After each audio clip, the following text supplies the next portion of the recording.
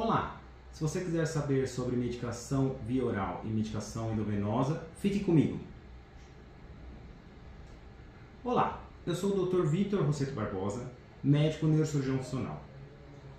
E eu quero falar sobre uma dúvida muito recorrente que aparece com os pacientes. Será que tem diferença entre tomar o remédio na veia e pela via oral, por boca? Ou melhor, será que tem diferença entre as outras vias também? Vamos começar por remédios que atuam, que a gente chama, mais perifericamente. Por exemplo, uma dipirona ou um anti-inflamatório. Qual é a diferença entre tomar ele na veia ou tomar ele por boca? Basicamente, a velocidade em que ele vai fazer a ação dele. Então, se nós temos um remédio por boca, ele vai ter que ser absorvido pelo intestino, depois ele vai cair na corrente sanguínea e vai demorar ali uma meia hora, uns 40 minutos para fazer um efeito. Se nós temos um remédio que vai na veia, ele vai fazer um efeito muito mais rápido, porque ele já caiu na corrente sanguínea mais rápido. Só que depois que esses remédios eles atingem o que a gente chama de nível sérico, o que é isso?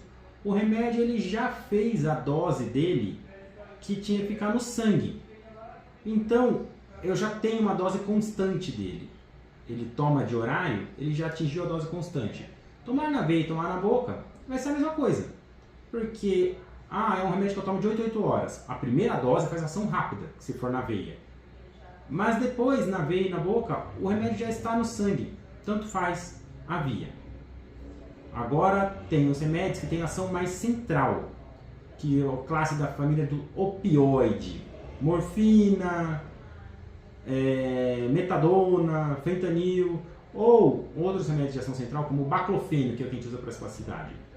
A diferença entre as vias é importante pela potência do efeito do remédio. Então, um remédio tipo morfina ou metadona, quando a gente faz o remédio por boca e na veia, tem diferença de potência. O remédio na veia é um pouco mais potente. A diferença mais significativa é quando a gente joga ele direto no sistema nervoso central, que é onde a gente quer que ele atue. O opioide a gente quer que ele chegue lá na medula e no cérebro. Quando a gente joga um remédio diretamente nessa região, ele fica muito mais potente. Então, um remédio que a gente toma por boca, tipo morfina, e depois vai colocar ele direto na coluna, ele fica 300 vezes mais potente quando põe direto na coluna, porque não fica perdendo pelo intestino, perdendo pelos lugares. Além que diminui o efeito colateral, fazendo direto na coluna. Então, nesses casos, a via faz diferença.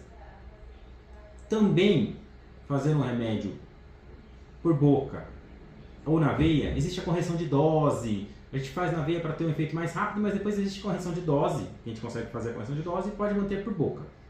O problema é quando esse remédio ele precisa de uma dose mais alta e aí começa a dar efeito colateral. Então a gente pode jogar ele direto na coluna. Nossa, mas como que eu vou jogar um remédio direto na coluna? Existe uma cirurgia para isso, ou temporária, um implante de um catéter peridural no centro cirúrgico, para quem faz uma cirurgia. Deixa ali o que a gente chama de analgesia peridural, fica um tempinho, cicatriza a cirurgia, retira o catéter, então faz um procedimento temporário, ou tem um procedimento mais definitivo, um paciente com uma dor crônica, uma lesão de nervo, precisa de um analgésico mais forte, a gente tem as bombas de infusão intratecal, que é a bomba que joga o medicamento direto na coluna. Pode ser morfina, pode ser baclofeno, pode ser ziconotide, que é um outro remédio para dor de nervo, que depende do que o paciente precisa tratar. Mas a gente consegue uma ação central muito mais potente do que um remédio por boca, que vai perdendo efeito pelo caminho. Então, se você tem dúvidas sobre como é esse procedimento de jogar o remédio direto no sistema nervoso central, quer saber mais sobre isso, pode enviar uma pergunta. Curte, compartilhe, pode ser gente que está querendo saber sobre as bombas de infusão intratecal. Obrigado, até a próxima.